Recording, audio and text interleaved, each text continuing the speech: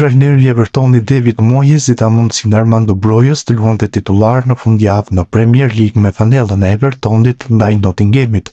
edhe pse sulmuesi shqiptar nuk ja doli t'i gjente portën, përsëri ishte ndër lojtarët më aktiv në të cilit për skuadrën e tij.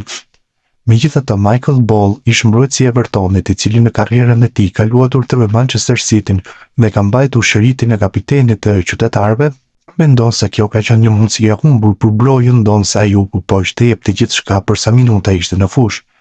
Duke luajtur vetëm ndeshjen e tij të dytë si titular të Evertonit, Armando Broja kishte momentet e tij në pjesën e parë ndaj Nottingham Forest. Ai po mundohej të përplasej dhe kishte një vrapim të këndshëm mes dy tre mbrojtësve, por kur ne shkonim në atë zonë kryqe, ne dukej sikur ktheheshim të kontrollonin veten, dukej sikur nuk dëshironim të humbnim topin dhe ishim të shqetësuar nga kundërsulmi, tha ai në editorialin e tij për Liverpool Echo. Ka qenë e vështirë për Armandon me dëmtimet që ka kaluar dhe duke u munduar të përshtatet në një stil të ri loje në një skuadër të ndryshme, ndonse duket sikur ai ka kohë që është në Evertonin, ai është ende vetëm 23 vjeç dhe po mundohet të mësoj lojën. Ishte gjë e mirë që e pa Moyesin të jepte një mundësi, por të krijohet dhe si ndjesia një mundësie të humbur për Brojën, tha Ball për sulmuesin shqiptar.